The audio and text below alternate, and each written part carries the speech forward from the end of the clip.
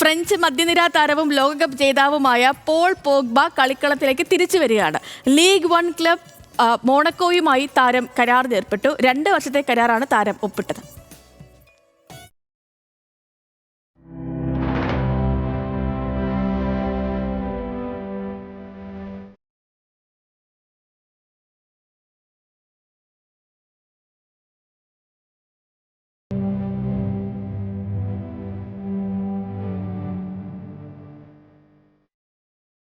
ഇടവേളയ്ക്ക് ശേഷം Paul Pogba വീണ്ടും മൈതാനത്തേക്ക്. ഫ്രഞ്ച് ക്ലബ് മൊണാക്കോയുമായി ഒപ്പുവെച്ചതിന് പിന്നാലെ പോഗ്ബ വികാരഭരിതനായി.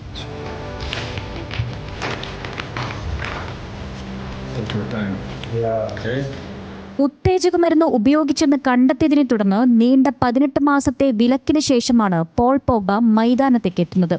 2024 ഫെബ്രുവരിയിലാണ് പോഗ്ബയ്ക്ക് 4 വർഷത്തെ വിലക്കേർപ്പെടുത്തിയത്. തുടർന്ന് സ്പോർട്സ് ആർബിട്രേഷൻ കോടതിയിൽ സമർപ്പിച്ച അപ്പീലിൽ സസ്പെൻഷൻ 18 മാസമായി കുറച്ചു.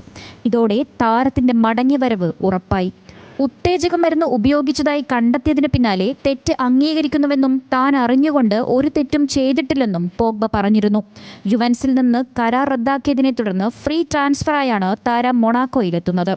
താരത്തിന്റെ കരിയറിലെ 3ാമത്തെ ക്ലബ്ബാണ് മൊണാക്കോ.